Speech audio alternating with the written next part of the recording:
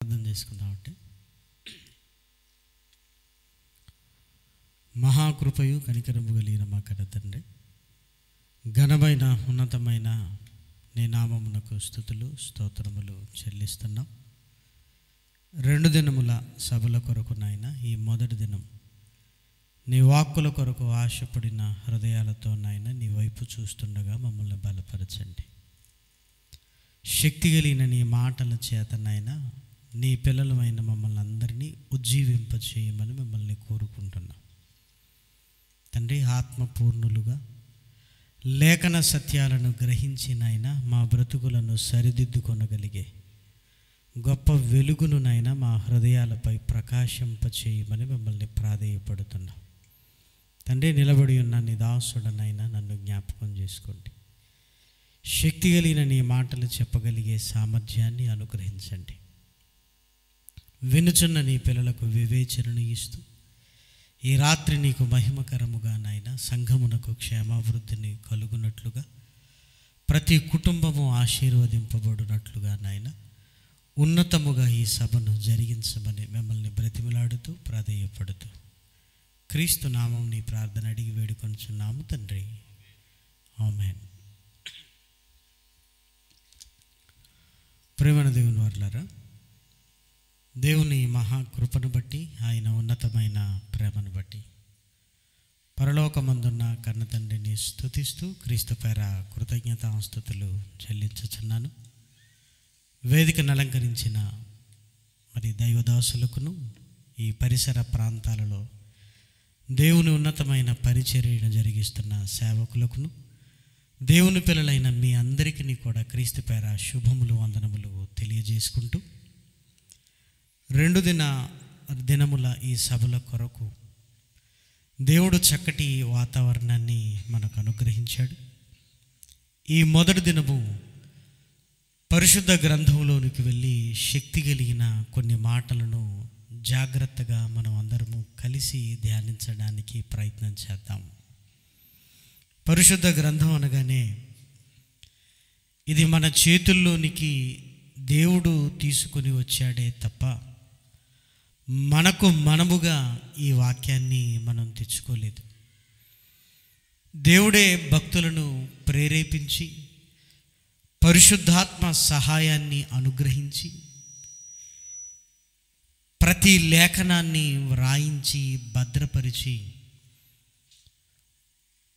ఆ తర్వాత కాలాలలో భద్రపరిచిన ఈ గ్రంథాలు మానవ కంటికి కనబడేటట్లుగా చేసి ఒక పుస్తకముగా దేవుడు మన కళ్ళ ముందుకు తీసుకొని వచ్చాడు. దేవుడు ఎందుకు ఇస్తున్నాడు ఈ లేఖనాలను అంటే, ఈ శక్తి కలిగిన లేఖనాలను బట్టి మన జీవితాన్ని సరిదిద్దుకొని పరలోకానికి మనం రావాలి అని దేవుడు కోరుకుంటున్నాడు. మన తల్లిదండ్రులు వారు వెళ్ళిపోతూ ఆస్తులను మనకు రాసిస్తారు. ఎందుకంటే ఈ భూమి మీద ఉన్నంత వరకు నువ్వు బాగుండాలి, ఈ డబ్బు నీకు ఉపయోగపడుతుంది అని. కానీ మహనీయుడైన యేసుక్రీస్తు తాను వెళ్ళిపోతూ వాక్యాన్ని ఇచ్చాడు.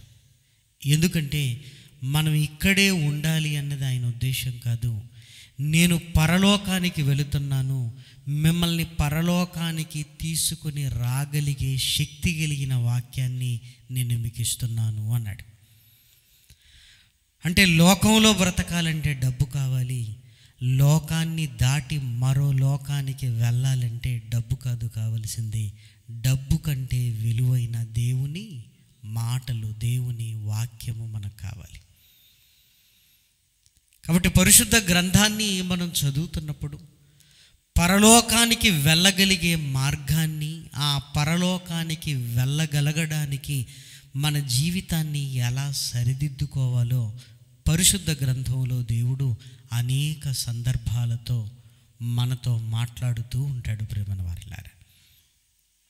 కానీ మనిషి ఏమనుకుంటాడంటే, చావు తర్వాత జీవితం, పరలోకం ఇవన్నీ మనిషికి ఎలా వినబడుతుంటాయి, ఎలా ఆలోచిస్తుంటాడంటే, చావు తర్వాత చూద్దాంలే అన్నట్లుగా నిర్లక్ష్యంగానే ఉంటాడు ప్రేమన వారిలారా. కళ్ళ ముందు మనుషులు మరణించి వెళ్ళిపోతున్నా తన దాకా రాదులే, నేను చావనులే అన్నట్లుగా మనిషి బ్రతుకుతూ దేవుని వాక్యం అనగానే మనిషి నిర్లక్ష్యంగా ఉండటం వల్లే మనిషిల జీవితాలలో మార్పు రావటం లేదు. కానీ రాత్రి దేవుడు మనతో ఏం మాట్లాడబోతున్నాడో శక్తి కలిగిన మాటలలోనికి వెళ్ళి ఆలోచించగలిగితే ఈ క్రిస్మస్ దినాలలో పరిశుద్ధ లేఖనాలలోనికి వెళ్ళి ఆత్మీయ సత్యాలను గుర్తించగలిగితే ఏమండి ఈ దినాలలోనైనా దేవుని కొరకు ఉజ్జీవంగా మనం బ్రతకాలి ప్రేమన వారలారా. క్రిస్మస్ అనగానే ఒక పండుగగా ఆ ఒక రోజుకు పరిమితం చేసి ఏదో క్రొత్త బట్టలు పిండి వంటలు అన్నట్లుగా ఆ రోజు యేసుక్రీస్తును జ్ఞాపకం చేసుకోవటం, పశువుల పాక, ఆకాశంలో నక్షత్రం అని మాట్లాడుకోవటం, ఆ తర్వాత వదిలివేయటం, మరలా సంవత్సరం కొరకు ఎదురు చూడటం పరిపాటిగా మారిపోయింది ప్రేమన వారలారా. కానీ పరిశుద్ధ గ్రంథంలోనికి వెళ్ళి లేఖనాలను కదిలించి చూడగలిగితే క్రిస్మస్ అనేది పండుగ కంటే ప్రాముఖ్యమైనదిగా లేఖనాలలో మనకు కనపడుతుంది ప్రేమన వారలారా. అంటే యేసుక్రీస్తు పుట్టుక ఒకరోజు పండుగ చేసి వదిలేసి అంత చిన్నది కాదు ప్రేమన వారలారా. క్యాలెండర్లో చూసాం కనుక ఒక పండుగ అనిపిస్తుంది. కానీ పరిశుద్ధ గ్రంథంలోనికి వెళ్ళి చూడగలిగితే ఏమండి పండుగ అన్న పదం చాలా చిన్నది, ఏమండి చాలా ప్రాముఖ్యమైనదిగా పరిశుద్ధ గ్రంథంలోనికి వెళితే యేసుక్రీస్తు పుట్టుకను గురించి అనేక సందర్భాలు మనకు కనబడుతూ ఉంటాయి ప్రేమన వారలారా. కాబట్టి మొదటి రోజు పరిశుద్ధ గ్రంథంలోనికి వెళ్ళి లేఖనాలను జాగ్రత్తగా మనం ధ్యానించగలిగితే లూకా గారు రాసిన సువార్త, మీ చేతుల్లో ఉంటున్న పరిశుద్ధ గ్రంథాన్ని తెరిచి లూకా గారు రాసిన సువార్త మొదటి అధ్యాయము, లూకా గారు రాసిన సువార్త మొదటి అధ్యాయము 5, 6, 7 వచనాలను దయచేసి చూడండి. లూకా గారు రాసిన సువార్త మొదటి అధ్యాయము 5వ వచనము నుండి. యూదయ దేశపు రాజైన హేరోదు దినములలో అబియా తరగతిలో ఉన్న జకర్యా అను ఒక యాజకుడు ఉండెను. అతని భార్య అహరోను కుమార్తెలలో ఒకతే. ఆమె పేరు ఎలిజబెతు. వీరిద్దరూ ప్రభు యొక్క సకలమైన ఆజ్ఞల చొప్పునను న్యాయ విధుల చొప్పునను నిరపరాధులుగా నడుచుకొనుచు దేవుని దృష్టికి నీతిమంతులై ఉండిరి. ఎలిజబెతు గొడ్రాలైనందున వారికి పిల్లలు లేకపోయిరి. మరియు వారిద్దరూ బహుకాలము గడిచిన వృద్ధులైరి. లూకా గారు పరిశుద్ధాత్మ ప్రేరణతో రాస్తున్న ఈ మొదటి అధ్యాయాన్ని చూడగలిగితే ఏమంటే యాజక దంపతులను గురించి మనకు పరిచయం చేస్తున్నాడు. యాజకుడు జకర్యా, అతని భార్య ఎలిజబెతు. వీరిరువురు వృద్ధులు. కానీ ఈ వృద్ధాప్యంలో కూడా యాజక ధర్మాన్ని జరిగిస్తూ ఏమండి వారి వైవాహిక జీవితంలో ఎంత ఉన్నతంగా బ్రతుకుతున్నారంటే సకలమైన ఆజ్ఞల చొప్పునను న్యాయ విధుల చొప్పునను నిరపరాధులుగా ఉండి దేవుని దృష్టికి నీతిమంతులుగా కనబడుతున్నారు ప్రేమన వారలారా. ఏమంటే మనుషుల దృష్టికి నీతిమంతులుగా కనబడటం అనేది చాలా చిన్న విషయం. ఎందుకంటే మనం నటించవచ్చు, ఎదుటివారిని మాయ చేయొచ్చు. కానీ దేవుడు పరీక్షిస్తున్నప్పుడు హృదయాంతరాలను కూడా పరీక్షించగలిగే దేవుని ఎదుట నీతిమంతులుగా ఉన్నారు అంటే ఎంత గొప్పవారో మీరు ఆలోచించండి. దేవుడు హృదయాంతరాలను పరిశీలించగలిగే గొప్ప దేవుడు. మనం కూర్చోవటం, మనం పడుకోవటం, లేవటం ఆయనకు తెలుసు. ఆయన అంతరింద్రియములలోనికి వెళ్ళి మనమేంటో తెలుసుకునే గొప్ప దేవుడు. ఆయన దృష్టికి నీతిమంతులుగా నిరపరాధు కనబడుతున్నారు ప్రేమను వారలారా. పిల్లలు లేకపోయినా వాళ్ళకి అది సమస్యగా ఏమీ లేదు. యాజక ధర్మాన్ని జరిగిస్తూ అందులోనే సంతోషిస్తూ దేవుని కొరకు బ్రతకటమే పరమావధిగా ఉంటున్న కుటుంబం ప్రేమన దేవుని పిల్లలారా. అబియా తరగతి చొప్పున జకరియా గారు యెరూషలేముకు వెళ్ళి దేవాలయములో ధూపం వేయటం, తన యాజక ధర్మాన్ని జరిగించే వంతు వచ్చింది. వెంటనే తన భార్య అయిన ఎలిజబెత్కు చెప్పి యెరూషలేముకు వచ్చేసాడు. ఈ క్రమం దావీదు గారి కాలంలో పెట్టబడింది ప్రేమన దేవుని పిల్లలారా. దావీదు గారి కాలంలో పెట్టబడింది అంటే మీరు ఆలోచించండి, దావీదు గారి కాలము నుంచి క్రొత్త నిబంధన ప్రారంభం వరకు సేవను ఎంత చక్కగా ముందుకు తీసుకుని వెళుతున్నారు. జకరియా గారు చక్కగా సిద్ధపడ్డాడు. సిద్ధపడి దేవాలయములోనికి వెళ్ళాడు. వెళ్ళి ధూపం వేస్తున్నప్పుడు ఒక ఆశ్చర్యకరమైన సంగతి జరిగింది. వెంటనే భయపడిపోతున్నాడు జకరియా. దయచేసి మీరు చూడండి, లూకా గారు రాసిన సువార్త 1వ అధ్యాయము 8-9 వచనాలను దయచేసి చూడండి. జకరియా తన తరగతి క్రమము చొప్పున దేవుని ఎదుట యాజక ధర్మము జరిగించుచుండగా, యాజక మర్యాద చొప్పున ప్రభు ఆలయములోనికి వెళ్ళి ధూపము వేయుటకు అతనికి వంతు వచ్చెను. ధూప సమయమందు ప్రజల సమూహమంతయు వెలుపల ప్రార్థన చేయుచుండగా ప్రభుదూత ధూప వేదిక కుడివైపున నిలిచి అతనికి కనబడగా, జకరియా అతన్ని చూచి తొందరపడి భయపడిన వాడాయను. అప్పుడు ఆ దూత అతనితో, జకరియా భయపడకుము, నీ ప్రార్థన వినబడింది, నీ భార్య అయిన ఎలిజబెతు కుమారుణ్ణి కనును. క్రిస్మస్ దినాలలో ఈ లేఖన భాగాలను బాగా ధ్యానిస్తూ ఉంటాం. మత్తయి సువార్త ప్రారంభం కావచ్చు, మార్కు సువార్త, లూకా సువార్త ప్రారంభాలను గురించి. ఎందుకంటే యేసుక్రీస్తు పుట్టుకను గురించి వ్రాయబడిన సందర్భాలు మనకు కనబడుతుంటాయి గనుక ఈ క్రిస్మస్ దినాలలో మనం ధ్యానిస్తూ ఉంటాం. చాలాసార్లు చదువుకుంటుంటాం, చాలా సందర్భాలలో మనం విని ఉంటాం. అయినప్పటికీ పరిశుద్ధ గ్రంథాన్ని మరలా చదువుతున్నప్పుడు కూడా పరిశుద్ధాత్ముడు క్రొత్త తలంపుల్లోనికి తీసుకుని వెళుతూ ఆశ్చర్యకరమైన సంగతులు మనకు వినిపిస్తూనే ఉంటాడు. ప్రేమన వారలారా,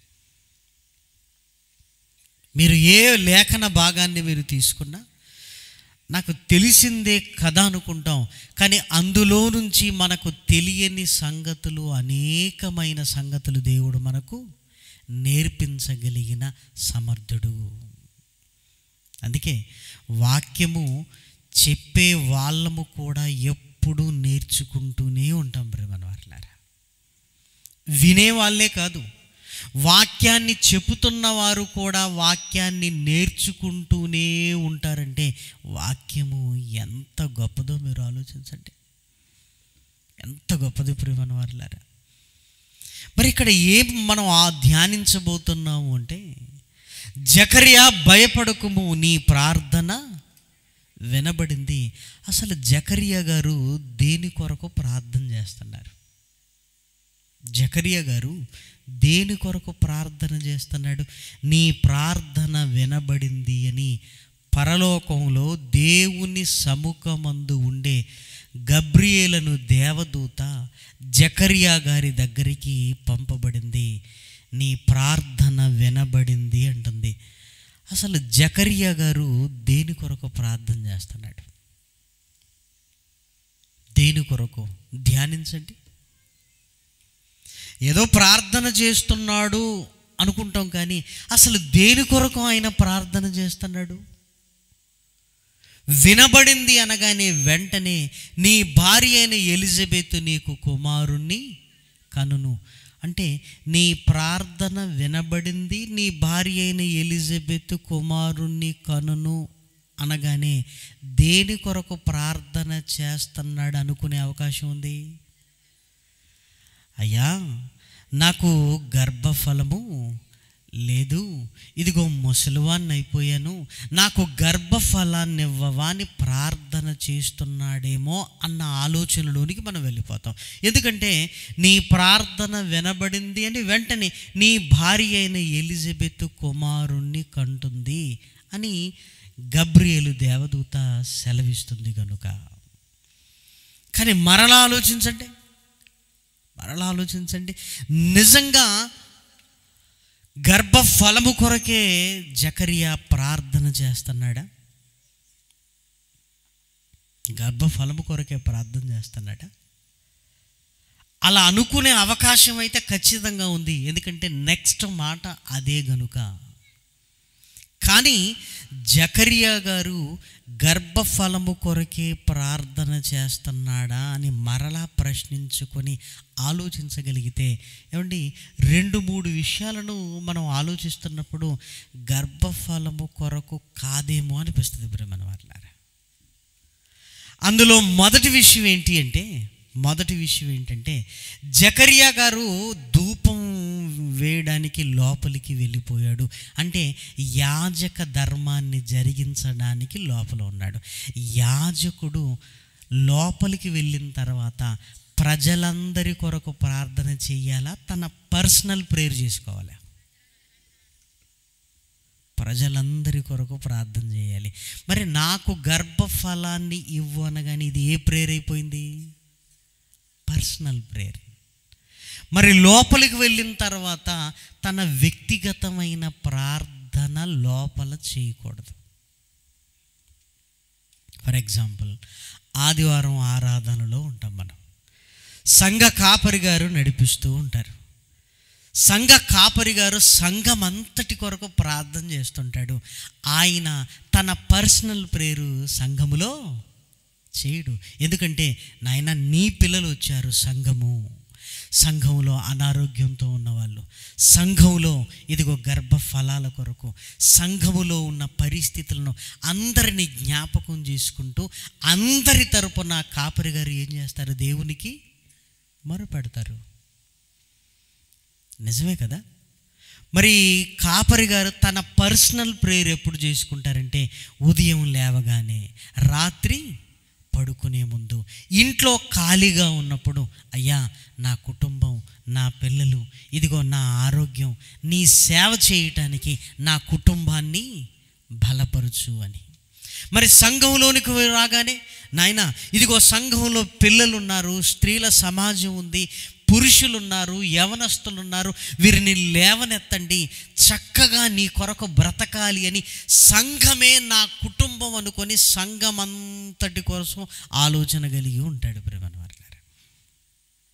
ఏమంటే మనమే సంఘంలో పర్సనల్ ప్రేయర్ చేసుకోవటం లేదంటే, జకరియా మందిరములోనికి వెళ్ళి నాకు గర్భఫలాన్ని ఇవ్వు నాయనను ప్రార్థన చేస్తాడా? మీరు ఆలోచించండి. చేసే అవకాశము లేదు.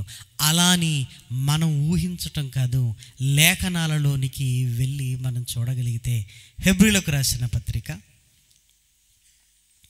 మీ చేతుల్లో ఉంటున్న పరిశుద్ధ గ్రంథాన్ని తెరిచి హెబ్రీలకు రాసిన పత్రిక 7వ అధ్యాయము, హెబ్రీలకు రాసిన పత్రిక 7వ అధ్యాయం 25వ వచనాన్ని దయచేసి చూడండి. ఈయన తన ద్వారా దేవుని యొద్దకు వచ్చు వారి పక్షమున విజ్ఞాపనము చేయుటకు నిరంతరము జీవించుచున్నాడు. యేసుక్రీస్తు యాజకుడైన ఆయన ఏం చేస్తున్నాడు అంటే, ఇదిగో దేవుని యొద్దకు వచ్చు వారి పక్షమున నిరంతరం ఏం చేస్తున్నాడు? విజ్ఞాపన చేస్తున్నాడు. తన కొరకు చేసుకోవట్లేదు, ఆయన మన కొరకు చేస్తున్నాడు. ఎందుకంటే ఆయన యాజకుడు. దేవుని యొద్దకు వచ్చువారి తరపున, వచ్చువారి పక్షమున విజ్ఞాపనము చేయుటకు నిరంతరము జీవించుచున్నాడు. అంటే యాజకుడు ప్రజలందరిని గురించి లోపలికి వెళ్ళి తండ్రిని వేడుకోవాలి ప్రియమైన వారలారా. అందుకే మీరు గమనించారు కదా, ప్రజలందరూ వెలుపల ప్రార్థన చేస్తున్నాడు. జకరియా ఎక్కడికి వెళ్ళాడు? లోపలికి వెళ్ళి ధూపం వేస్తున్నాడు. అంటే బయటున్న ప్రజల పక్షాన జకరియా గారు ఏం చేయాలి? లోపల ప్రార్థన చేయాలి ప్రియమైన వారలారా. అంటే జకరియా గారు తన కొరకు ప్రార్థన చేయటం లేదు అని మనకు అర్థం. మరి నీ భార్య అయిన ఎలిజబెత్ కుమారుణ్ణి కని యోహానని పేరు పెట్టుతుంది అని ఎందుకు ఆయన గర్భఫలాన్ని ఇస్తున్నాడు?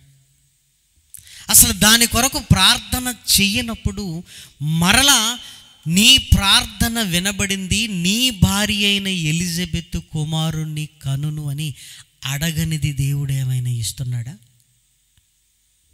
అడగనిది దేవుడు ఏమైనా ఇస్తున్నాడు? గర్భఫలం ఆయన అడగలేదు, ప్రజలందరి కొరకు అడుగుతున్నాడు, ప్రజలందరి కొరకు. అలాగైతే మరి ఈయనకెందుకు గర్భఫలాన్ని ఇస్తున్నాడు? నీ భార్య అయిన ఎలిజబెత్ కుమారుణ్ణి కంటుంది, అతనికి యోహాన్ అని పేరు పెట్టుదురు అని ఎందుకు ఎందుకు ఎందుకు గర్భఫలాన్ని ఇస్తున్నాడు? అసలు జకరియా గారు దీని కొరకు కాదు అన్నప్పుడు అసలు దేని కొరకు ప్రార్థన చేస్తున్నాడు ఆయన? పోనీ దేని కొరకో ప్రార్థన చేస్తున్నాడు అంటే గర్భఫలాన్ని ఎందుకు ఇస్తున్నాడు? గర్భఫలాన్ని ఎందుకు ఇస్తున్నాడు? చూసారా, లేఖన భాగాల లోతుల్లోనికి వెళుతున్నప్పుడు నిజంగా ఎంత ఆశ్చర్యం కలుగుతుందో. ఎప్పుడూ చదువుతున్న మాటలే, ఎప్పుడూ చూస్తున్న మాటలే. ఎప్పుడైతే ఆలోచనలోనికి వెళ్ళగలుగుతామో లేఖనాలలో ఉంటున్న శక్తి, లేఖనాలలో ఉంటున్న మర్మమై ఉన్న సంగతులు బయటికి వస్తుంటాయి ప్రియమైన వారలారా. కాబట్టి దేని కొరకు ప్రార్థన చేస్తున్నాడో ముందు ఆలోచించి, మరి దాని కొరకు ప్రార్థన చేస్తున్నప్పుడు ఎందుకు గర్భఫలాన్ని ఇస్తున్నాడో లేఖన సత్యాలను ఈ మొదటి రోజు గుర్తించడానికి, నేర్చుకోవడానికి మనం ప్రయత్నం చేద్దాం. మరి గర్భఫలము కొరకు కాదు అని మనం యాజకుడు అందరి కొరకు మొరపెట్టాలి అంటే అసలు ఏమని ప్రార్థన చేస్తున్నాడు జకరియా గారు లోపలికి వెళ్ళి అని లేఖనాలలోనికి వెళ్ళి మనం చూడగలిగితే, లూకా గారు రాసిన సువార్త 2వ అధ్యాయము, లూకా గారు రాసిన సువార్త 2వ అధ్యాయము 25, 26 వచనాలను దయచేసి చూడండి. యెరూషలేమునందు సిమియోనను ఒక మనుష్యుడు ఉండెను. అతడు నీతిమంతుడును భక్తిపరుడునై ఉండి ఇశ్రాయేలు యొక్క ఆదరణ కొరకు కనిపెట్టువాడు. పరిశుద్ధాత్మ అతని మీద ఉండెను. ఏమండి, ఈయన కూడా యెరూషలేములో మందిరములోనే ఉన్నాడు ప్రియమైన వారలారా. మందిరములో ఉండి ఆయన కనిపెడుతూ ఉన్నాడు.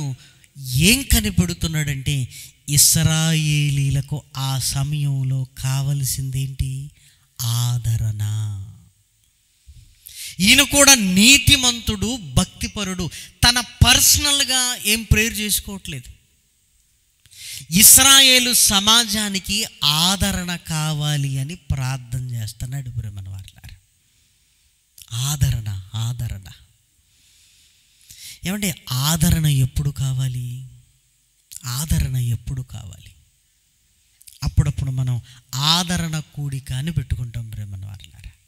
అంటే ఎవరైనా కుటుంబ సభ్యులను కోల్పోతే వెళ్ళిన వారి విషయంలో కుటుంబం అంతా దుఃఖ సాగరంలో ఉంటుంది కనుక సంఘమైన మనం అందరం వెళ్ళి వారిని ఆదరించడానికి కూడిక పెడతాం.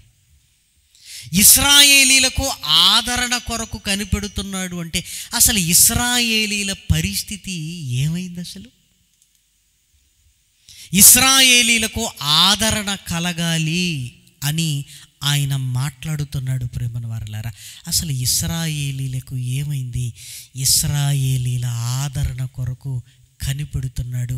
ఏమండి, ఎంత వరాన్ని పొందుకున్నాడంటే ఆ ఆదరణ కలిగించే మెస్సియాను కనులారా చూసేంత వరకు నేను చావకూడదు. అంటే ఇశ్రాయేలీల మీద ఎంత ప్రేమ! నాయనా, ఇదిగో నీ పిల్లలైన ఇశ్రాయేలీలకు ఆదరణను కలిగించాలి, ఆ ఆదరణను నేను కన్నులారా చూడాలి, అప్పటి వరకు నేను చావకూడదయ్యా అని ఇశ్రాయేలీలను ఎంత ప్రేమిస్తూ నీతిమంతుడు భక్తిపరుడై ఉండి యెరూషలేములోనే ఏమండి కనిపెడుతూ ఉన్నాడు. ఎందుకంటే ఆ ఆదరించే మెస్సయ్య ఖచ్చితంగా ఇక్కడికి వస్తాడు అని. ఇక్కడ సిమియోను గారి కనిపెట్టటాన్ని, ప్రార్థనను గురించి మనం ఆలోచించగలిగితే ఇశ్రాయేలీల ఆదరణ కొరకు ఆయన ఆలోచిస్తూ ఉన్నాడు. ప్రేమను వారలారా, రెండో విషయాన్ని మీరు చూడండి. లూకా గారు రాసిన సువార్త 2వ అధ్యాయము 36వ వచనము నుండి దయచేసి మీరు చూడండి. మరియు ఆషేరు గోత్రికురాలును పనూయేలు కుమార్తెయునైన అన్న అను ఒక ప్రవక్తి ఉండెను. ఆమె కన్యత్వము మొదలు 7 ఏండ్లు పెనిమిటితో సంసారము చేసి బహుకాలము గడిచినదై 84 సంవత్సరములు విధవరాలయుండి దేవాలయము విడువక ఉపవాస ప్రార్థనలతో రేయింబగళ్ళు సేవ చేయుచుండెను. ఆమె కూడా ఆ గడియలోనే లోపలికి వచ్చి దేవుణ్ణి కొనియాడి యెరూషలేములో విమోచన కొరకు కనిపెట్టుచున్న వారందరితో ఆయనను గూర్చి మాటలాడుచుండెను. ఈమె కూడా రేయింబగళ్ళు ఉపవాస ప్రార్థనలో ఉంది. ఏమని ప్రార్థన చేస్తుందట ఈమె? నాయనా, ఇశ్రాయేలీలకేం కావాలి? విమోచన రావాలి, విమోచన కలగాలి,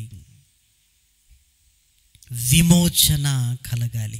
అసలు విమోచన ఎందుకు కలగాలి? మీరు ఆలోచించండి. సిమియోను ఆదరణ కొరకు ప్రార్థన చేస్తూ ఉన్నాడు.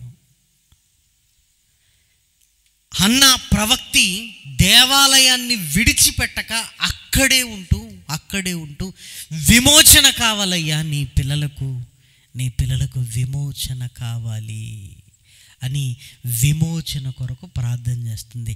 అంటే ఈవిడ కూడా పర్సనల్గా తన గురించి ఏమి ప్రార్థన చేయటం లేదు, ఇశ్రాయేలీలకు విమోచన కొరకు ఎదురు చూస్తూ ఉన్నది. ప్రేమను వారలారా, అసలు ఆదరణ ఎందుకు, విమోచన ఎందుకు, అసలు ఇశ్రాయేలీల జీవితాలకు ఏమైంది అని లేఖనాలలోనికి వెళ్ళి మనం చూడగలిగితే ప్రేమను వారలారా, పరిశుద్ధ గ్రంథంలో వ్రాయబడిన ఒక చక్కటి మాటను దయచేసి మీరు చూడండి. మత్తయి గారు రాసిన సువార్తలో వ్రాయబడిన చక్కటి మాటలు. మత్తయి సువార్త 4వ అధ్యాయము 16వ వచనాన్ని దయచేసి చూడండి. నజరేతును విడిచి జెబూలూను నఫ్తాలియను దేశముల ప్రాంతములలో సముద్ర తీరమందలి కపెర్నహూముకు వచ్చి కాపురముండెను.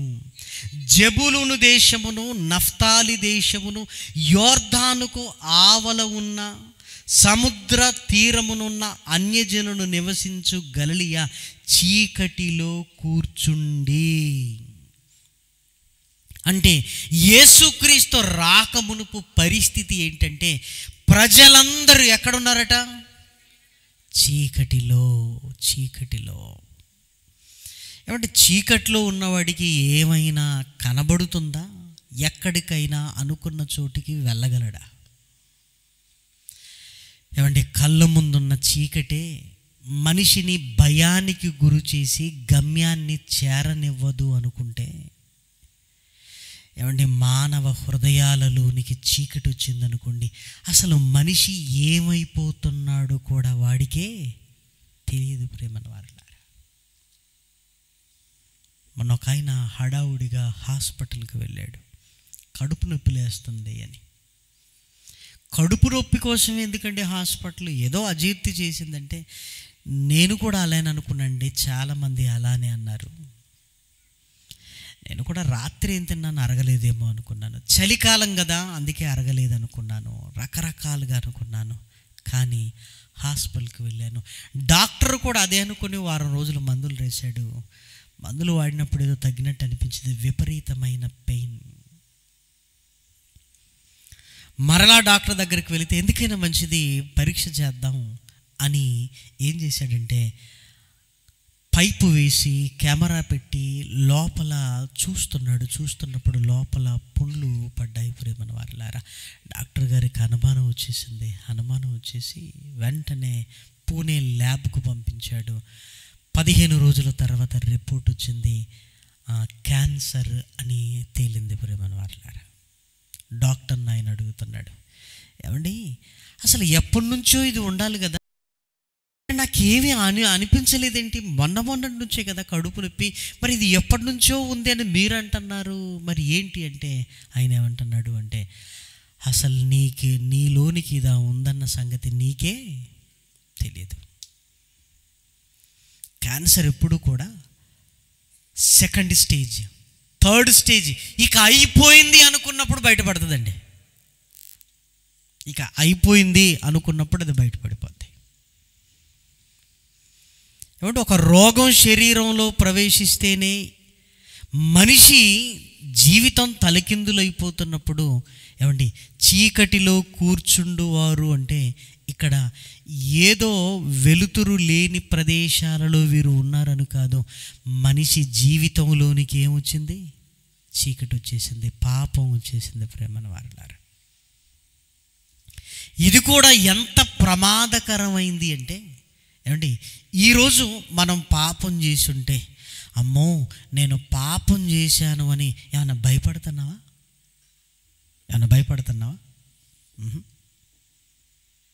మనకేమనిపించదు ప్రేమను వారలారా. కానీ ఎప్పుడు అనిపిస్తుంది? చచ్చిపోయే ముందు తెలిసిపోతుంది ప్రేమను వారలారా. క్యాన్సర్ ఇక చావులోనికి వెళ్ళినప్పుడు ఎలా బయటపడుతుందో, అంతకుముందు మనకుందన్న సంగతి మనకే తెలియదు.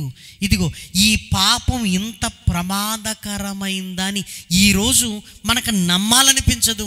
చెప్పినా మనం నమ్మండి. ఇదిగో నేను చెప్పినా మీకు నమ్మాలనిపించదు. ఆ బైబిల్లో అలా ఉంది కానీ అలా ఎందుకు ఉంటుందిలేండి, నమ్మాలనిపించదు. ప్రేమన వారలారా, దీని తీవ్రత ఎప్పుడు అర్థం అవుతుందంటే, ఇక చచ్చిపోతాం అనగా, అమ్మో నేను ఎన్నో పాపాలు చేశాను కదా, ఇప్పుడు దేవుడు నన్ను ఏం చేస్తాడన్న భయం అప్పుడు మొదలవుతుంది. ప్రేమన వారలారా, అప్పుడు ఆ భయం మొదలై మనం ఏమీ చెయ్యలేని పరిస్థితి.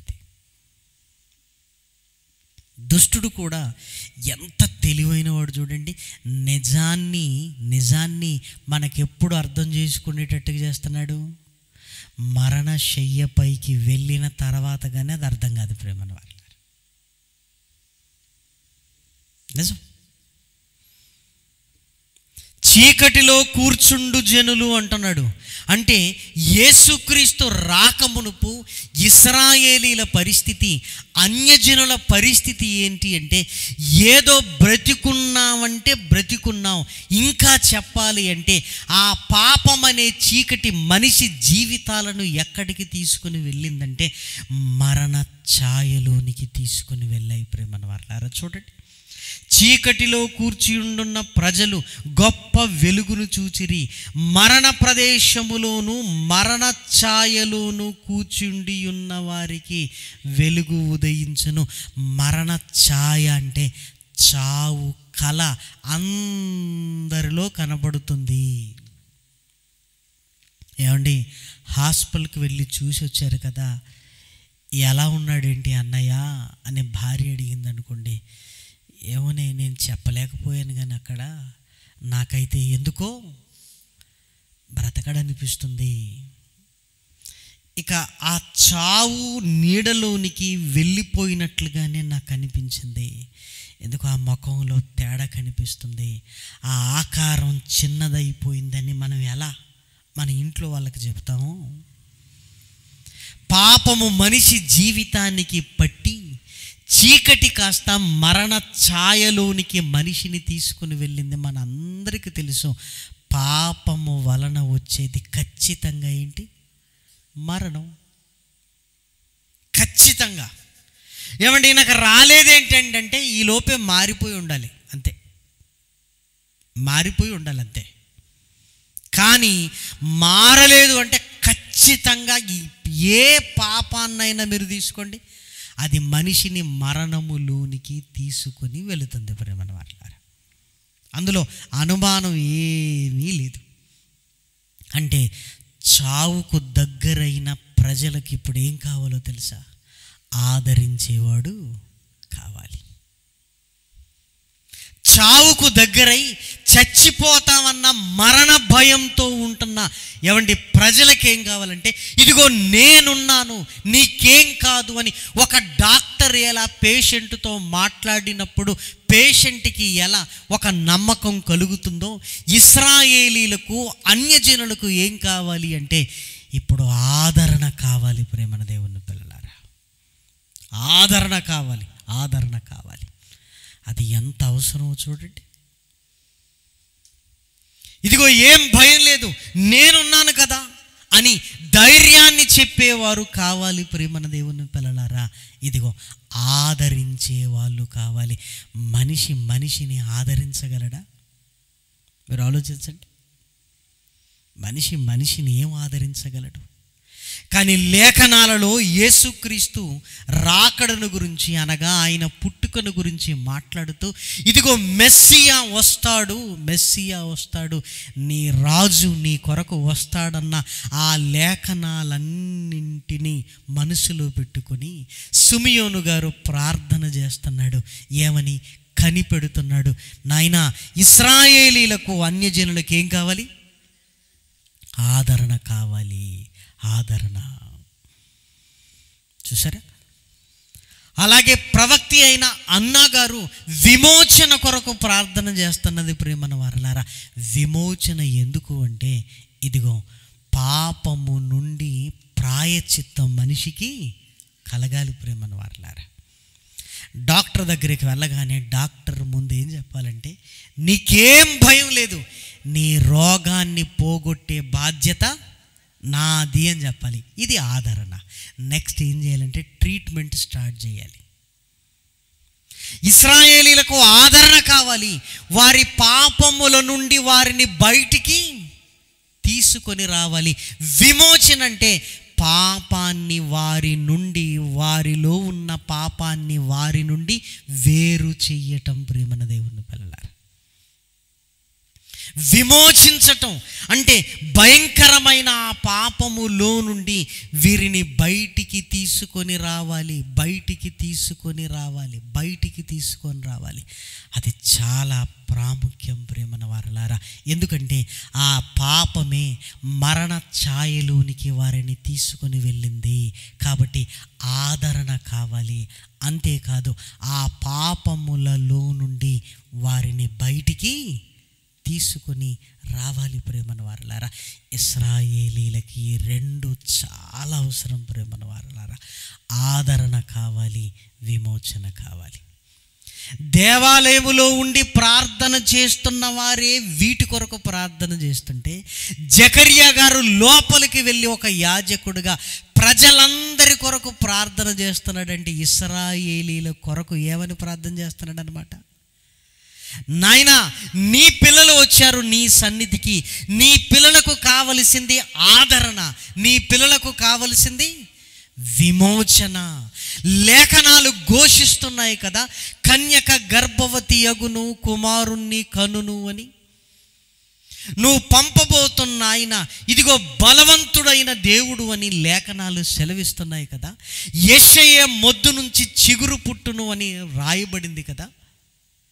ఈ లేఖనాలన్నింటినీ ఎత్తి పట్టుకొని ఇదిగో నువ్వు మాట తప్పని వాడువు కదా. నీ పిల్లలైన ఇశ్రాయేలీలు ఆదరణ లేక అణిగిపోతున్నారు, మరణ ఛాయలో ఉన్నారు. ఇదిగో విమోచన కావాలి. ఆ మరణపు లోతుల్లో నుండి పాపమును హరించి వేసి జీవాన్ని ప్రసాదించాలి. ఇదిగో నీ పిల్లలకి ఇది కావాలయ్యా అని ధూపము వేస్తూ తండ్రి సన్నిధిలో వేడుకుంటున్నాడు ప్రజలందరి కొరకు. ప్రేమను వారలారా, దయచేసి ఇప్పుడు చూడండి. లూకా గారు రాసిన సువార్త మొదటి అధ్యాయము, లూకా గారు రాసిన సువార్త మొదటి అధ్యాయము 9వ వచనం. యాజక మర్యాద చొప్పున ప్రభు ఆలయములోనికి వెళ్ళి ధూపము వేయుటకు అతనికి వంతు వచ్చెను. ధూప సమయమందు ప్రజల సమూహమంతయు వెలుపల ప్రార్థన చేయుచుండగా ప్రభువు దూత ధూప వేదిక కుడివైపున నిలిచి అతనికి కనబడగా జకరియా అతన్ని చూచి తొందరపడి భయపడిన వాడాయను. అప్పుడు ఆ దూత అతనితో, జకరియా భయపడకుము, నీ ప్రార్థన వినబడింది. అంటే జకరియా గారు ప్రజలందరి కొరకు ఏమని ప్రార్థన చేస్తున్నాడంటే, ఇశ్రాయేలీలకు ఏమండి ఆదరణ కావాలి, విమోచన కావాలి. ప్రేమన వారలారా, ఇదే లోపల అడుగుతున్నాడు, ఇదే అడుగుతున్నాడు. మరి ఇశ్రాయేలీలకు ఆదరణ విమోచన కావాలని ప్రార్థన చేస్తుంటే మరి దేవదూత ఏంటి, నీ ప్రార్థన వినబడింది, నీ భార్య అయిన ఎలిజబెత్ కుమారుణ్ణి కనును అని యోహాను గారిని గర్భఫలముగా ఎందుకు ఇస్తున్నాడు? ఆయన అడిగితే ఈయన ఎందుకు ఇస్తున్నాడు అంటే, ఇక్కడ జాగ్రత్తగా ఆలోచించగలిగితే యోహాను గారిని ఇవ్వటం అనేది దేవుని ఉద్దేశం కాదు. జకరియా ప్రార్థనకు సమాధానం ఏంటంటే, ఇదిగో లోక రక్షకుణ్ణి నేను పంపబోతున్నాను నువ్వు అడిగినట్లుగా.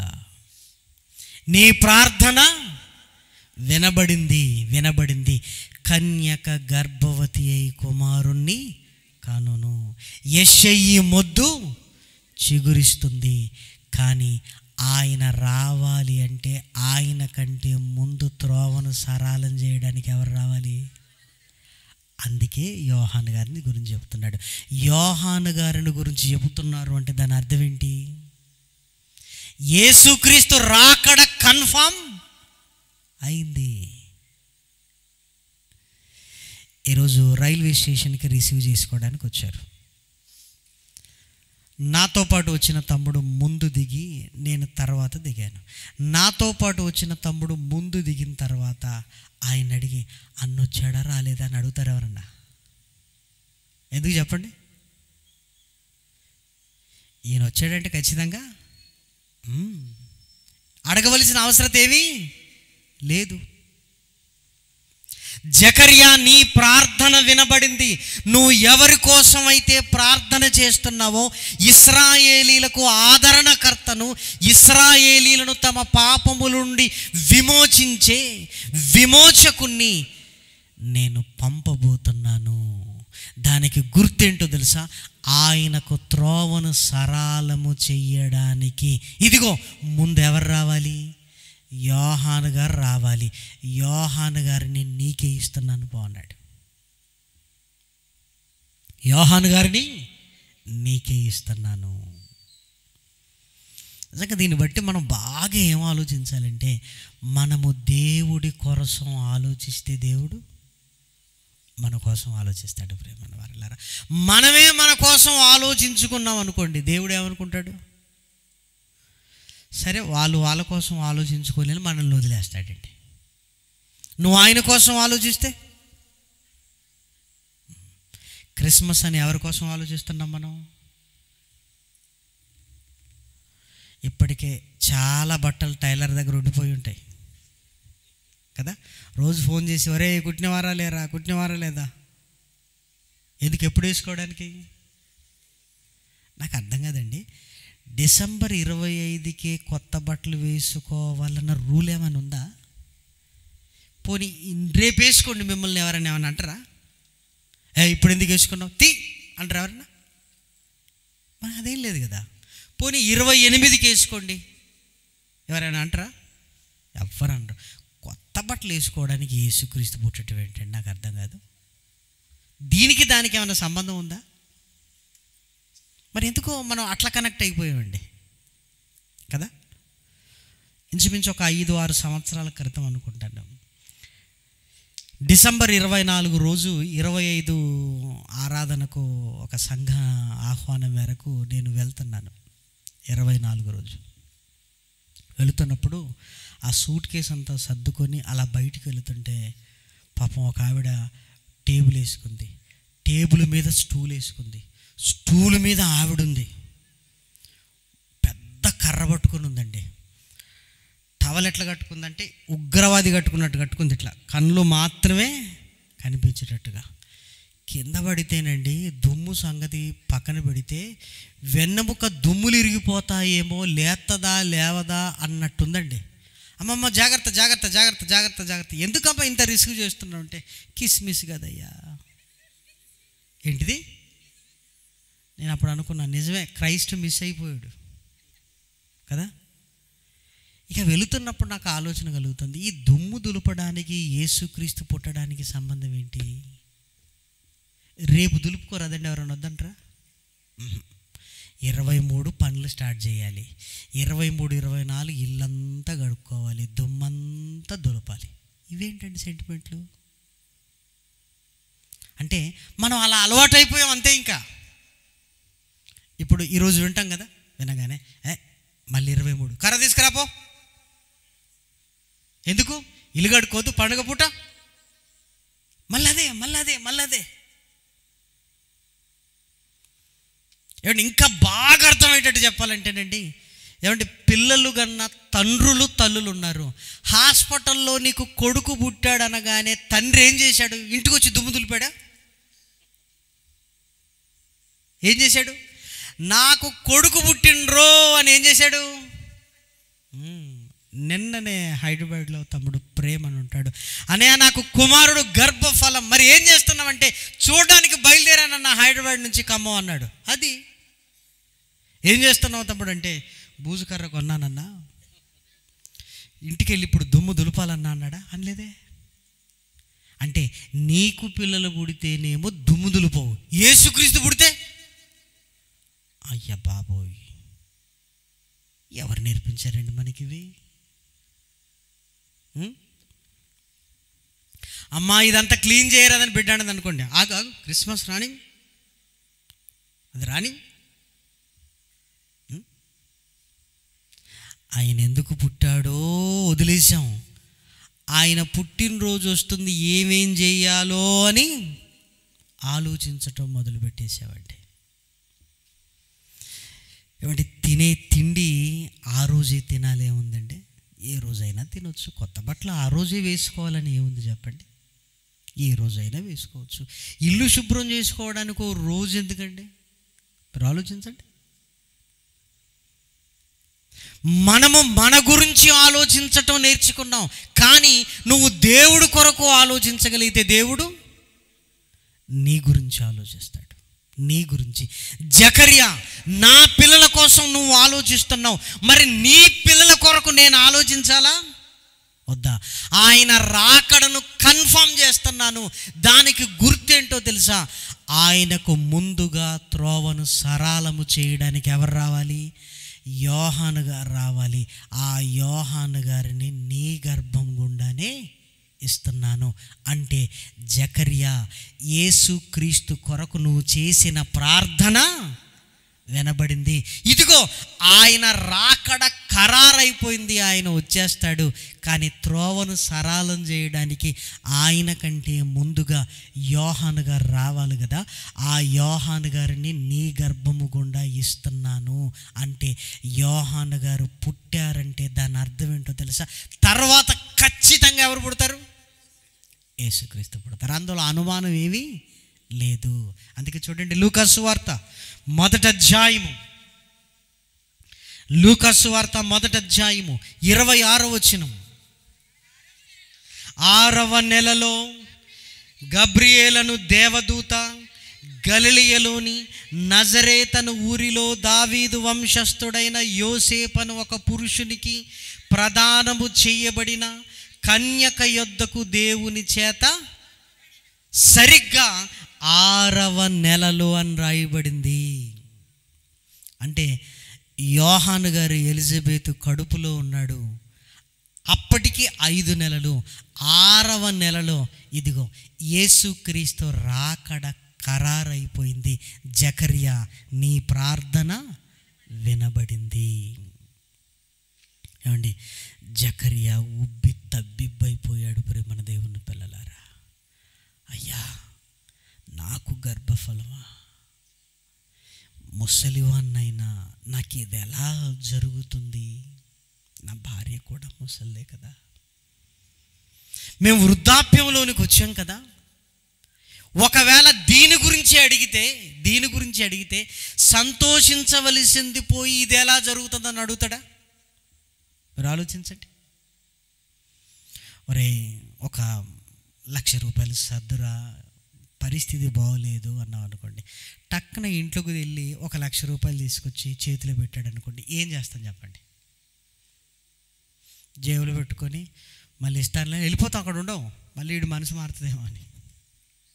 కానీ ఇవి ఎక్కడి చెప్పు? నీయేనా కాదా ఏంటి, నాకు వివరాలు కావాలి అన్నాం అనుకోండి, అవి టీరా అంటాం మనం. మరి అంతే కదా. జకరియా కూడా గర్భఫలము కోసమే అడిగాడు అనుకోండి, ఇస్తే హ్యాపీగా తీసుకుంటాడు. కానీ ఇది ఎలా జరుగుతుంది, నేను ముసలోన్ని అంటాడా? అన్నాడు కదా. అందుకే జకరియా ప్రజలందరి కొరకు ఆలోచిస్తున్నాడు. దేవుడు నా పిల్లల కొరకు నువ్వు ఆలోచిస్తే నీకు పిల్లల్నివ్వటం గురించి నేను ఆలోచిస్తాను. ఈ క్రిస్మస్ దినాలలో ఆయన పిల్లల కొరకు నువ్వు ఆలోచించు. నీ పిల్లల కోసం ఆయన ఆలోచిస్తాడు. ఈ క్రిస్మస్ దినాలలో ఇదిగో సమాజానికి కావలసిన ఆదరణ, విమోచన గురించి ఒక్కసారి ప్రజల గురించి ఆలోచించు. నా పిల్లలు బాగుండాలి, నా పిల్లలు గొప్పవాళ్ళు కావాలన్న ఆశ ప్రతి తల్లిదండ్రుల్లో ఉంటుంది. అందులో అనుమానం లేనే లేదు. కానీ నీ పిల్లలు, నీ కుటుంబం ఎప్పుడు బాగుంటుందో తెలుసా? దేవుని గురించి నువ్వు ఆలోచించినప్పుడు, దేవుని పిల్లల కోసం ఆలోచించినప్పుడు. ప్రేమల వారలారా, మనం మన కోసమే ఆలోచించామనుకోండి, దేవుడు మన కోసం ఆలోచించాడు. ఈ క్రిస్మస్ దినాలలో ప్రేమన దేవుని పిల్లలారా, మహనీయుడైన యేసుక్రీస్తును ఇదిగో సమాజానికి పరిచయం చేయడానికి ఆలోచించాలి. ప్రేమల వారలారా, యేసుక్రీస్తు వలన కలిగిన ఆదరణను గురించి తెలియజేయడానికి ఇష్టపడాలి.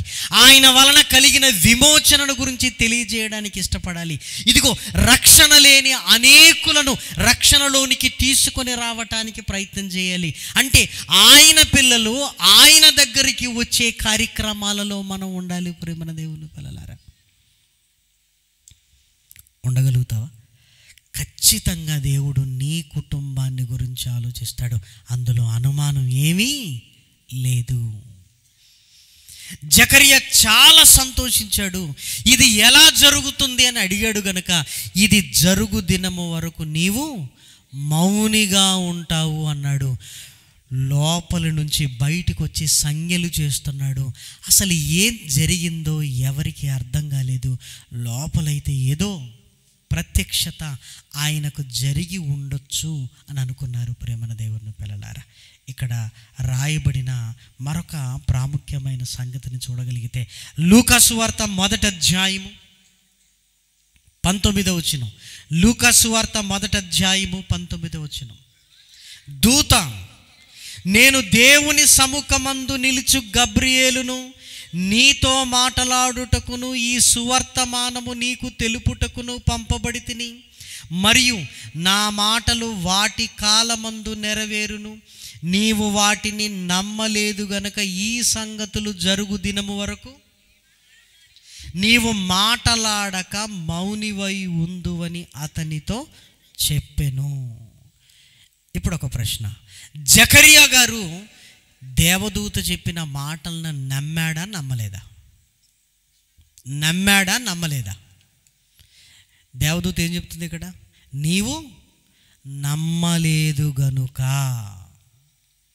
ఏమండి, యాజకుడికే లోపలికి వెళ్ళిన తర్వాత విశ్వాసం లేకుండా ఉంటే అసలు బ్రతికి బయటకు వస్తాడా?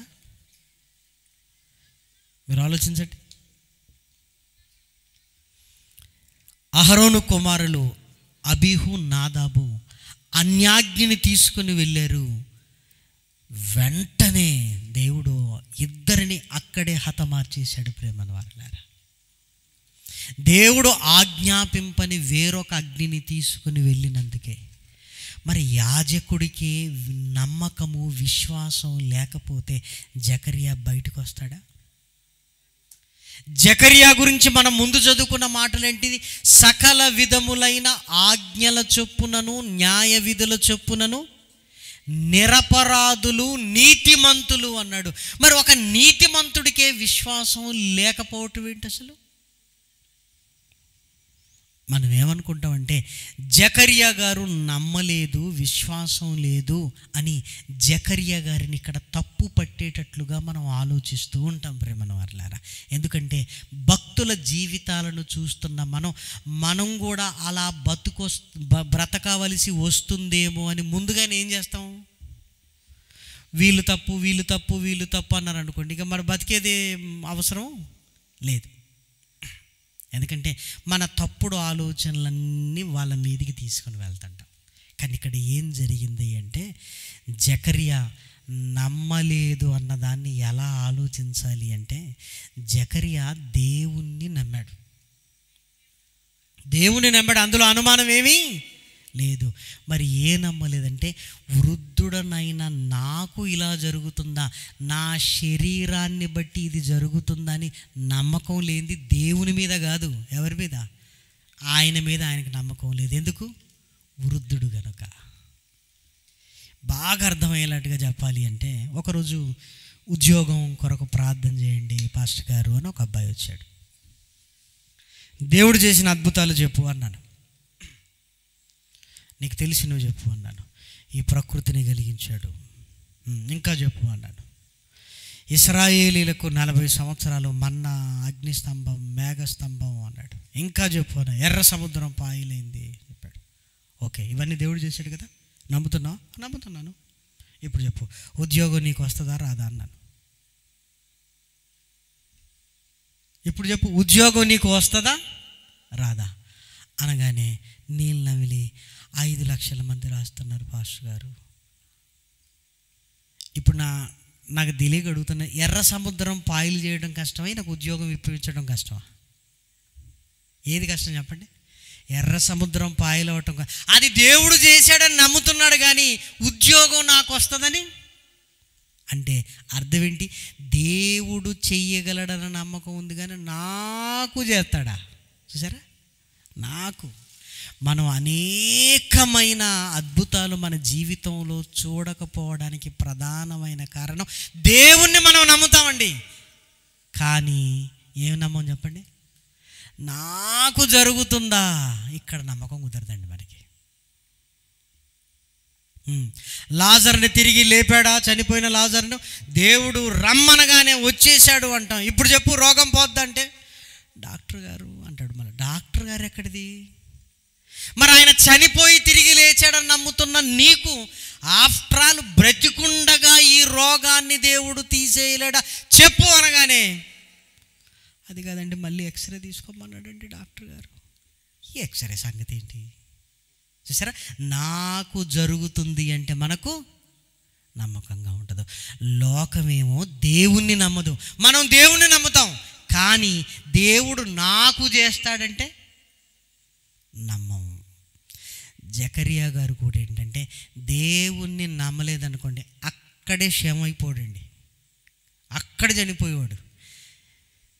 కానీ ముసలివాణ్ణి కదా, నాకు జరుగుతుందా ఇది? అందుకే ఇది జరుగు దినము వరకు మౌనిగా ఎందుకున్నాడో కూడా మీరు చూడగలిగితే ప్రేమన వారిలారా. 18 చూడండి. జకరియా, ఇది నాకేలాగు తెలియను, నేను ముసలివాడను, నా భార్యయు బహుకాలము గడిచినదని దూతతో, ఇది నాకు ఎలాగు తెలియను, ఇది నాకు ఎలాగు తెలియను, నేను ముసలివాడిని, నా భార్య ముసలిది కదా. ఇది నాకు ఎలాగు తెలియను అంటే ఏమడుగుతున్నాడు ఇప్పుడు? సూచన. ఇది నాకు ఎలా తెలుస్తుంది అని సూచన అడిగాడు. ఇప్పుడు సూచన దేవుడు చెప్తున్నాడు, ఇది జరుగు దినము వరకు నువ్వు సరిపోయింది. సరే, ఇది జరుగు దినము వరకు నీవు మౌనిగా ఉంటావు. హైదరాబాద్లో ఒక ఆయన ఉండేవాడు. బైబిల్ చదివారా బ్రదర్ పూర్తిగా అంటే చదవలేదంటే చదవాలండి అని వాయిదా వేస్తూనే ఉన్నాడు. సంవత్సరాలు అయిపోతున్నాయి. ఏమంటే ఏమైంది, చదువుతున్నారు కదా లాస్ట్ ఇయర్ అంటే, ఈసారి అండి దేవుణ్ణి అడుగుతున్నానండి, నేను బైబిల్ను ఈ సంవత్సరం పూర్తి చేసేటట్లుగా నన్ను కరుణించిన ఆయన అని ఆయన్ని అడుగుతున్నానండి అన్నాడు. సరే, దేవుని సహాయం తీసుకోవటంలో తప్పేమీ లేదు. మరలా కనపడ్డాడు, బైబిల్ మొత్తం చదివేశానని అన్నాడు. అబ్బా ఎంత సంతోషం అండి, ఏం జరిగింది అని అన్నాడు. ఏం జరిగితే ఏం లేదండి, బైక్ మీద నుంచి వెళుతూ కింద పడ్డాను. కింద పడేసరికి కాలు చెయ్యి ఫ్రాక్చర్ అయింది. 6 నెలలు ఎక్కడున్నాను? బెడ్ మీద ఉన్నాను. ఇక బైబిల్ వదలలేదండి నేను. దేవుడు సమయాన్ని నాయన అంటే ఇట్లు ఇస్తాడు అనుకోలేదండి అన్నాడు. నాకు చదివే సమయాన్ని ఇవ్వు నాయనా అని ప్రార్థన చేశాడట. ఆయన ఇచ్చేసాడు. చూసారా, 6 నెలల్లో కంప్లీట్ చేశానండి. ఇక బెడ్ మీద నాకేం పని ఉందండి? ఏం పని ఉంది?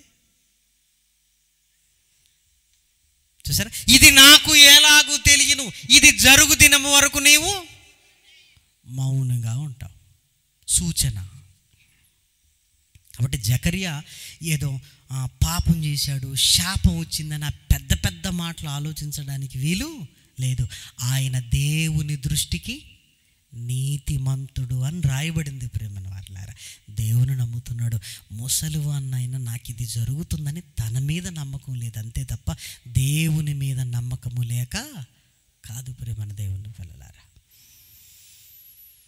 కాబట్టి యేసుక్రీస్తు రాకడ ఖరారైపోయింది. ప్రేమన దేవుని పిల్లలారా, అదే యోహాను గారి ద్వారా జకరియా గారికి తెలపబడింది.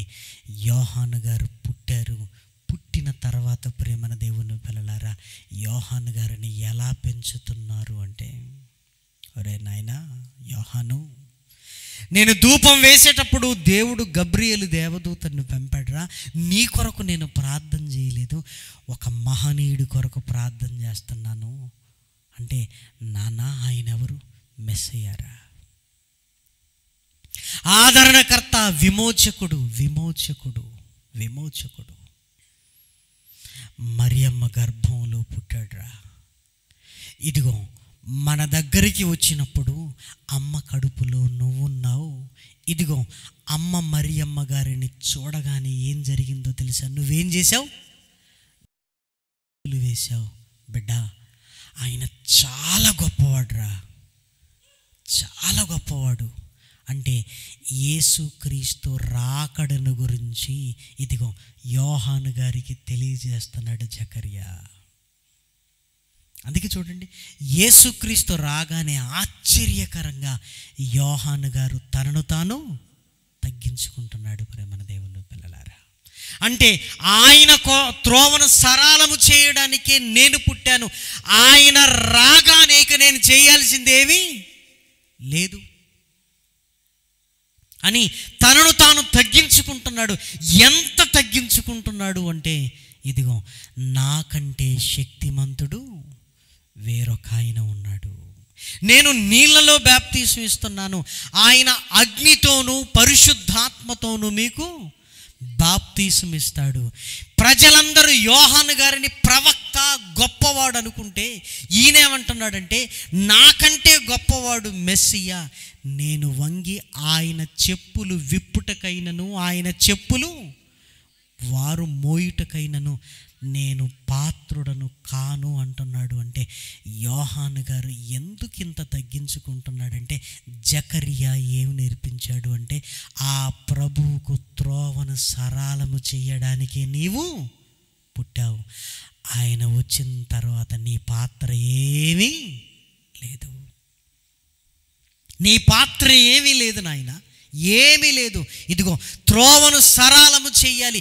ఎలా సరళము చెయ్యాలి నాన్న అంటే, ఇదిగో లేఖనాలలో వ్రాయబడినవన్నీ నువ్వు చెయ్యాలి. లేఖనాలలో వ్రాయబడినవన్నీ, మరి లేఖనాలలో ఏమి వ్రాయబడ్డాయో దయచేసి మీరు చూడండి. లూకా గారు రాసిన సువార్త పరిశుద్ధ గ్రంథంలో వ్రాయబడిన చక్కటి మాటలను చూడగలిగితే, లూకా గారు రాసిన సువార్త 3వ అధ్యాయము, లూకా గారు రాసిన సువార్త 3వ అధ్యాయము 3వ వచనం నుండి, అంతటా అతడు వచ్చి పాప క్షమాపణ నిమిత్తము మారు మనసు విషయమైన బాప్తిస్మము పొందవలనని యోర్దాను నదీ ప్రదేశం అంతటా ప్రకటించుచుండెను. ప్రభు మార్గము సిద్ధపరచుడి, ఆయన త్రోవలు సరళము చేయుడి. ప్రతి పల్లము పూడ్చబడును, ప్రతి కొండయు మెట్టయు పల్లము చేయబడును. వంకర మార్గములు తిన్నని వగును, కరుకు మార్గములు నున్నని వగును. ఇదిగో ఇవి నువ్వు చెయ్యాలి. యెషయా గారు చెప్పిన మాటలు నువ్వు నెరవేర్చాలి.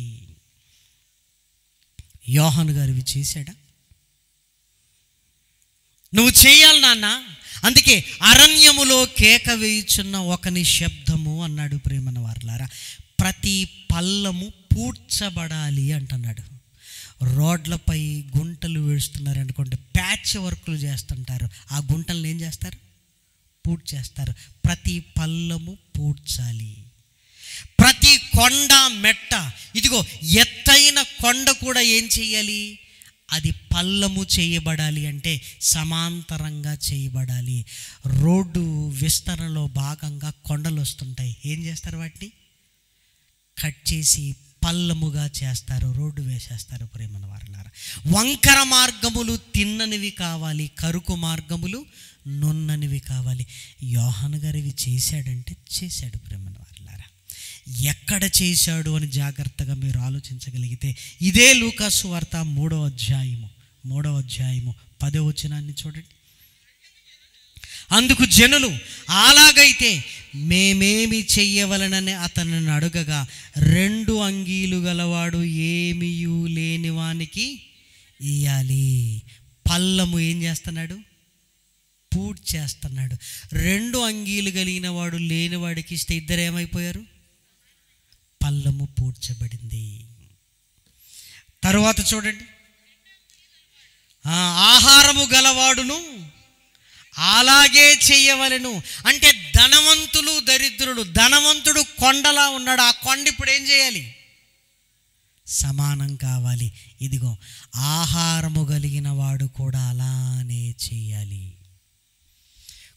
ధనవంతుడు కూడా తనకున్న ధనములో ఇతరులకు పాలివ్వాలి. తర్వాత చూడండి, ఇంకా సుంకరులను బాప్తిస్మము పొందవచ్చి బోధకుడా మేమేమి చేయవలనని అతనిని అడుగగా, అతడు మీకు నిర్ణయింపబడిన దానికంటే ఎక్కువ తీసుకొనవద్దు. వంకర మార్గములు ఏమవ్వాలి? తిన్ననివ్వాలి. లంచం అనేది ఏంటనమాట? వంకర మార్గము. యోహాను గారు తిన్నగా చేస్తున్నాడు. ఇదిగో మీ జీతభత్యములతోనే మీరేం చేయాలి? తృప్తి పొందాలి. నిర్ణయింపబడిన దానికంటే ఎక్కువ తీసుకోకూడదు. అంటే వారి వంకర మార్గాన్ని ఇదిగో తిన్నగా చేస్తున్నాడు. ప్రేమన వారలారా, నెక్స్ట్ ఎవరు ఉన్నారు చూడండి. సైనికులు మేమేమి చేయవలనని అడుగగా, అందుకతడు ఎవరిని బాధ పెట్టకయు ఎవరి మీద అపనింద వేయకము. సైనికులు అనగానే వాళ్ళ క్యారెక్టర్ ఎలా ఉంటుందండి? కరుకు మార్గములు ఏమవ్వాలి? నున్నవిగా ఉండాలి. పోలీసు వాళ్ళు మాట్లాడితే ఎలా ఉంటుంది? కరుకుగా ఉంటుంది కదా. ఇదిగో నున్ననివిగా చేయాలి. మీరు ఎవరి మీద అపనింద వెయ్యొద్దు. ఎవరిని మీరు బాధ పెట్టొద్దు, ఎవరిని మీరు బాధ పెట్టొద్దు. యేసుక్రీస్తు కంటే ముందు త్రోవను సరళం చేస్తున్నాడు. ఏమండి, ఆయన రాగానే ఇక నేను సెలవు తీసుకోవాలి అని యోహాను గారికి అర్థమైపోతుంది. ప్రేమన దేవుని పిల్లలారా, దయచేసి మీరు చూడండి. 3వ అధ్యాయము 15వ వచనం. ప్రజలు కనిపెట్టుచు ఇతడు క్రీస్తయుండినేమో అని అందరూ యోహాను గురించి తమ హృదయములలో ఆలోచించుకొనుచుండగా యోహాను, నేను నీళ్లలో మీకు బాప్తిసమిచ్చుచున్నాను, అయితే నాకంటే శక్తిమంతుడొకడు వచ్చుచున్నాడు, ఆయన చెప్పుల వారును విప్పుటకును నేను పాత్రుడను కాను. ఇక యేసుక్రీస్తును గురించి చెబుతున్నాడు. ప్రేమన వారలారా, యేసుక్రీస్తు రాగానే అర్థమైపోయింది. ఆదరణకర్త వచ్చాడు, విమోచకుడు వచ్చాడు. నేను లేకపోయినా ప్రాబ్లం లేదు, ఇక నేను వెళ్ళిపోయినా ప్రాబ్లం లేదు అనుకున్నాడు.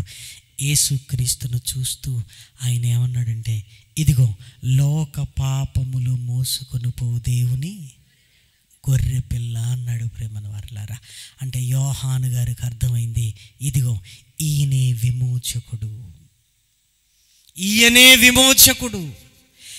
నేనైతే రోషము కలిగి నేను మాట్లాడుతున్నాను, కానీ వచ్చిన ఆయన ఎలాంటి వాడు? గొర్రె పిల్ల లాంటి వాడు. యోహాను సువార్త ముగించుకుందాం. యోహాను సువార్త 1వ అధ్యాయము 29వ వచనం. మరునాడు యోహాను యేసు తన యొద్దకు రాగా చూచి, ఇదిగో లోక పాపమును మోసుకొని పోవు దేవుని గొర్రె పిల్ల. ఏమండి, మనిషిని చూస్తూ గొర్రె పిల్ల అంటున్నాడేంటి ప్రేమన వారలారా? యేసుక్రీస్తు గొర్రె పిల్లలా ఆయన కనబడుతున్నాడా? ఆకారాన్ని బట్టి కాదు. దేన్ని బట్టి? మా పాపాలన్నీ ఈయన మీద పడితే ఈయన మోసుకొని వెళ్ళడానికి భూమి మీదకి వచ్చాడు. యోహాను గారికి ఏ లేఖనాలు గుర్తొస్తున్నాయంటే యెషయా గారు రాసిన లేఖనాలు గుర్తొస్తున్నాయి. ఎందుకంటే యెషయా గారు తన గురించి రాశాడు, యేసుక్రీస్తు గురించి కూడా రాశాడు. యేసుక్రీస్తుని గురించి ఏమి రాశాడు? ఏ లేఖనం గుర్తొచ్చింది ఆయనకి? దయచేసి మీరు చూడండి. యెషయా గ్రంథము 53వ అధ్యాయము 7వ వచనము. అతడు దౌర్జన్యము నొందెను, బాధింపబడినను అతడు నోరు తెరవలేదు. వదకు తేబడు గొర్రె పిల్లయు బొచ్చు కత్తిరించు వాని ఎదుట గొర్రెయు మౌనముగా ఉండునట్లు అతడు నోరు తెరవలేదు. ఈ లేఖనాలు జ్ఞాపకం వచ్చి యెషయా గారు రాసిన ఇదిగో వదకు తేబడుతున్న గొర్రె పిల్ల ఇదే. ఆదరణకర్త, విమోచకుడు వచ్చాడు. ప్రేమన వారలారా, సిమియోను ప్రార్థన, జకరియా ప్రార్థన, హన్నా ప్రార్థన, ఇశ్రాయేలులు ఎదురు చూసిన రక్షకుడు వచ్చాడు. ప్రేమన దేవుని పిల్లలారా, కన్య అయిన మరియా గర్భము గుండా ప్రేమన వారలారా యోహాను చూసి ఆశ్చర్యపోతున్నాడు. ప్రేమన వారలారా, ఇదిగో ఈయనే లోక పాపములు మోసుకొని పోతున్న దేవుని గొర్రె పిల్ల. ఏమండి, గొర్రె పిల్లలకు బొచ్చు కత్తిరిస్తారు. మీ అందరికీ తెలుసు కదా, గొర్రె పిల్లలకు బొచ్చు కత్తిరిస్తారు. పరిశుద్ధ గ్రంథంలో కూడా నాబాలు అనే ఒక వ్యక్తి ఉన్నాడు. ఆయనకు గొర్రెల మందలు చాలా ఉన్నాయి. గొర్రెలకు బొచ్చు కత్తిరించే రోజు వచ్చింది. ఆ రోజు విందు చేస్తారు.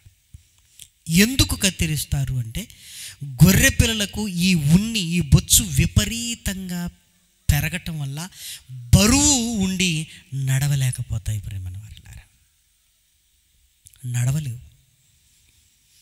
అదేవిధంగా ఈ వెంట్రుకలు కళ్ళ మీదికి వచ్చి అంటే ఇదిగో దారి కనబడదు. ప్రేమన వారలారా, గోర్లు కూడా పెరిగి పాదము సరిగా కింద ఆనదు. ప్రేమన దేవుని పిల్లలారా, చాలా ఇబ్బంది పడుతుంటాయి. అలానే గొర్రెల కాపర్లు వదిలేస్తే అవి ఏం చేస్తాయో తెలుసా? చనిపోయే ప్రమాదం. ఎందుకంటే క్రూర మృగం వస్తుందంటే తప్పించుకోవాలంటే చూడాలి, పరిగెత్తాలి. గోర్లు పెరిగి పరిగెత్తలేదు. అదేవిధంగా ఈ ఉన్ని విపరీతంగా పెరగటం వల్ల బరువు ఉంటుంది. అవి కళ్ళ మీదకి రావటం వల్ల ఏమవుతుందంటే దారి కనిపించదు ప్రియమైన వారలారా. అందుకే బొచ్చు కత్తిరించే వాడి దగ్గరికి గొర్రెపిల్ల వచ్చి ఎలా ఉంటుందో తెలుసా? ఏమనదు. ఎందుకు చెప్పండి? ఎందుకు చెప్పండి? ఇప్పుడు దానికి ఉపయోగమే తప్ప దానికి నష్టమేమీ లేదు. అందుకే పోటీపడి బొచ్చు కత్తిరించుకోవడానికి వస్తుంటాయి ప్రేమన వాళ్ళారా. అప్పుడప్పుడు సెలూన్కి వెళ్ళిన పురుషులు కుర్చీలో కూర్చోబెడతాడు. ఏం చేయమంటే అది చేస్తాం. తలకాయ కిందికి అంటే కిందికి వేస్తాం, పైకాని అంటాడు పైగా, ఇటు తిరుగు అంటాడు అటు తిరుగుతాడు. చూసారా? ఇప్పుడు ఆలోచించండి.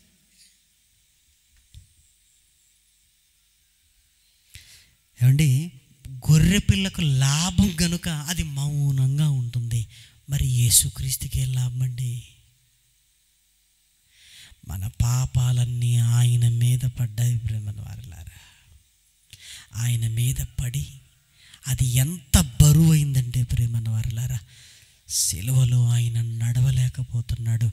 గొర్రె పిల్లకు బొచ్చు విపరీతంగా పెరిగితే నడవటం ఎలా కష్టమవుతుందో, మన పాపాలన్నీ ఆయన మీద పడేసరికి ప్రేమన వారలారా, ఇదిగో సిలువ బరువు కంటే నా పాపాల బరువు ఎక్కువైపోయి ఆయన నడవటం చాలా కష్టమైపోయింది ప్రేమన వారలారా.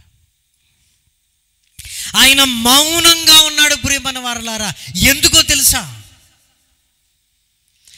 గొర్రె పిల్లకి ఏం కాదని గొర్రె పిల్లకు తెలుసు. కానీ ఈ గొర్రె పిల్లకు తెలుసు, నేను ఎందుకు వచ్చానంటే వధింపబడటానికి వచ్చిన గొర్రె పిల్లలు నేను. చావడానికి నిలబడ్డవాడు కూడా ఏమండి మౌనంగా ఉన్నాడేంటి ప్రేమన వారలారా? మౌనంగా ఉన్నాడేంటి ఆయన? నేనే నేరము చేయలేదు అని గొంతు చించుకోవటం లేదు. ఆయన మౌనంగా ఉన్నాడు. అంటే సర్వలోక మానవాళి పాపాలు ఆయన మీద పడ్డాడు. నా పాప భారం నేను మొయ్యలేనంతైతే, ఇదిగో మనందరి పాప భారం ఆయన మీద పడితే మౌనంగా ఉన్నాడు ప్రేమన వారలారా. ఎందుకో తెలుసా? ఎందుకో తెలుసా? తన ప్రాణాలు కత్తిరించుకోవడానికి యోహాను గారికి ఇది జ్ఞాపకం వచ్చి, ఈ మహానుభావుడేనా సర్వలోక పాపాలను తన మీద వేసుకొని ప్రాణాలు కత్తిరించుకోవడానికి వచ్చిన ఇదిగో దేవుని గొర్రెపిల్ల, దేవుని గొర్రెపిల్ల, ఇశ్రాయేలీయులకు ఆదరణని మా నాన్న చెప్పిన మహనీయుడు ఈయనేనా? ఈయనకు త్రోవను సరళం చేయడానికి నేను పుట్టానా? నా జన్మ ధన్యమైపోయింది. వెంటనే అంటున్నాడు, ఆయన హెచ్చవలసి ఉన్నది, నేను తగ్గవలసి ఉన్నది. ఆయన హెచ్చింపబడాలి, నేను తగ్గాలి. ఏమంటే యోహాను గారు ఎక్కడైనా నేనేమైనా తక్కువ అనుకుంటున్నారా? యేసుక్రీస్తుకే బాప్తిసం ఇచ్చిన చెయ్యి అన్నాడండి. ఇది అన్నాడా? అది అనలేదండి. ఇదిగో ఈ చెయ్యికి ఆయన చెప్పుల వారు విప్పడానికి అర్హత లేదన్నాడు ప్రేమన వారలారా. ఏమంటే ఎంత తగ్గింపు చూసారా? ఆదరణ, విమోచన, విమోచన ప్రేమన దేవుని పిల్లలారా. యేసుక్రీస్తు రాక వల్ల ఈ ప్రపంచానికి ఒరిగింది ప్రేమన దేవుని పిల్లలారా. అందుకే క్రిస్మస్ అనగానే యేసుక్రీస్తు పుట్టుకని ఒకవేళ మనం అనుకుంటే ప్రేమన వారలారా, యేసుక్రీస్తు పుట్టుక వలన ప్రేమన దేవుని పిల్లలారా ఈ రెండు సమాజానికి చేరవేయాలి. సువర్తమానము అన్నాడు. ఏంటి ఆ సువర్తమానము అంటే, ఇదిగో దావీదు పట్టణమందు నేడు మీ కొరకు రక్షకుడు పుట్టి ఉన్నాడు. ఆ రక్షకుడు ఏం చేస్తాడు? మిమ్మల్ని ఆదరిస్తాడు, మిమ్మల్ని విమోచిస్తాడు, విమోచిస్తాడు, విమోచిస్తాడు, మిమ్మల్ని విమోచిస్తాడు, మిమ్మల్ని విమోచిస్తాడు అన్నాడు. ఆ రక్షణ, ఆ ఆదరణ, విమోచన సమాజానికి కావాలి. ఎందుకంటే యేసుక్రీస్తు పుట్టి 2000 సంవత్సరాలు గతించిన ఇంకా చీకటిలో ఉన్నవాళ్ళు కనపడుతున్నారు, ఇంకా మరణ ఛాయలో ఉన్నవారు కనపడుతున్నారు. వారికి కూడా ఇప్పుడు ఏం కావాలి? ఆదరణ కావాలి, విమోచన కావాలి ప్రేమన దేవుని పిల్లలారా. అంటే నువ్వు నేనేం చెయ్యాలి? యోహాను గారి పాత్రను పోషించాలి ప్రేమన దేవుని పిల్లలారా. ఆ మహనీయుడి రక్షకుడి రాక కొరకు ఇదిగో త్రోవను సరాలము చెయ్యాలి ప్రేమన దేవుని పిల్లలారా. దయచేసి మీరు ఆలోచించండి. పండుగ చేసుకొని పంపిద్దాం అనుకుంటుంటాం, కానీ పాపిని రక్షించి దేవుని కొరకు నిలబెడదామని ఏమైనా ఆలోచిస్తున్నారా? ఆలోచించండి. రక్షణ వస్త్రాలు లేక దిగంబరులుగా ఉన్నట్టు పాపముతో ఈరోజు సమాజం ఉంది. వారికి రక్షణ వస్త్రాలను తొడిగించే బాధ్యత మన మీద ఉన్నది ప్రేమన దేవుని పిల్లలారా. జీవాహారము లేక ఈరోజు సమాజం ఇదిగో కొట్టుకొని పోతుంది పాపములో. మహనీయుడైన యేసు క్రీస్తు వలన ఒరిగిన రక్షణను గురించి మాట్లాడవలసిన అవసరత ఉన్నది ప్రేమన దేవుని పిల్లలారా. నువ్వు నేను చేయవలసిన పనులను ప్రేమన వారలారా, ఆ పనులను పక్కన పెట్టి పండుగ పండుగ అంటున్నాం ప్రేమన వారలారా. మరి పనులు ఎవరు చేస్తారు? దయచేసి ఆలోచించండి. పనులు ఎవరు చేస్తారు ప్రేమన దేవుని పిల్లలారా? యోహాను ఒక్కడు తను పుట్టిన కారణాన్ని తెలుసుకొని ఎంత చక్కగా బ్రతికాడో చూడండి. యోహాను గారిని గురించి యేసుక్రీస్తు మాట్లాడిన మాట మనందరికీ తెలుసు. అతడు ప్రకాశించుచు దీపమైనట్లుగా ఉన్నాడు. ఎందుకు? త్రోవ చూపించడానికి, త్రోవను సరాలము చేయడానికి ప్రేమన దేవుని పిల్లలారా. దయచేసి లేఖన సత్యాలను అర్థం చేసుకోవడానికి ప్రయత్నం చేయగలిగితే మన జీవితాలు చాలా చాలా చిన్నవి ప్రేమన వారలారా. ఎంతలో కనబడి అంతలో మాయమైపోవు ఆవిరి వంటి వారులు. ఏమంటే ఒక 10-15 రోజుల నుంచి విపరీతంగా వింటున్నాం హార్ట్ అటాక్స్ అని. క్రిస్మస్ దినాలలో ఉంటున్నాం కనుక హార్ట్ అటాకులు రావు అన్నది ఏమైనా ఉందా? లేదు కదా. ఎంతమంది ఉంటామో, ఎంతమంది పోతామో ప్రేమన వారలారా. ఇంకా జీవితాల పట్ల సీరియస్నెస్ రావట్లేదు. పరలోకానికి నేను వెళ్ళాలి అన్న ఆలోచన రావట్లేదు. ఇంకా నువ్వే పాపములో కొట్టుమిట్టాడుతుంటే లోకానికి ఏం చెప్పగలుగుతావు? నువ్వే ఇంకా పాపాన్ని వదిలించుకున్న పాపాన్ని తీసుకొని వచ్చి ఇదిగో హృదయంలో పెట్టుకుంటే లోకానికి ఏం చెప్పగలం? చెప్పండి ప్రేమన దేవుని పిల్లలారా. దయచేసి ఆలోచించండి. లేఖనాలను ఆత్మ పూర్ణులుగా ఉండవలసిన మనం ప్రేమన వారలారా ఇంకా లోకం వైపుకు ఆకర్షింపబడి అందరిలాగే ఆలోచిస్తున్నావేమో. ఒక్కసారి ఆలోచించు. యోహాను గారు అలా ఆలోచించలేదు ప్రేమన వారలారా. ప్రభువుకు నేను త్రోవను సరాలం చెయ్యాలి అనుకున్నాడు. అలానే బతికాడు ప్రేమన దేవుని పిల్లలారా. దయచేసి ఆలోచించండి. మొదటి దినము ఇంకా అనేక సంగతులు రేపటి దినం మాట్లాడుకుందాం. ప్రార్థన చేసుకుందాం. మహాకృపయు కనికరము కలిగిన మా కన్న తండ్రి, ఘనమైన ఉన్నతమైన నీ నామమునకు స్తుతులు స్తోత్రములు చెల్లిస్తున్నాం. విలువైన నీ వాక్కులు విన్న నీ పిల్లల హృదయాలను నాయన కదిలించండి. నీ ఆత్మ సహాయముతో నాయన నీ కొరకు బ్రతకాలన్న ఆశను నాయన, మంటను నాయన నీ పిల్లల హృదయాలలో నాయన పుట్టించండి తండ్రి. ఇదిగో నాయన మీరిచ్చిన ఆదరణ, మీరిచ్చిన విమోచనను నాయన ఎరిగి నాయన నీ వాక్యముతో నాయన ఉదక స్నానము చేయించబడి నాయన పాపమునకు దూరముగా నాయన తూర్పుకు పడమటకు ఎంత దూరమో నాయన మమ్మల్ని అంత దూరం చేసావు నాయన. మరలా దాని దగ్గరికి వెళ్ళకుండా నాయన నీ వాక్యపు సరిహద్దు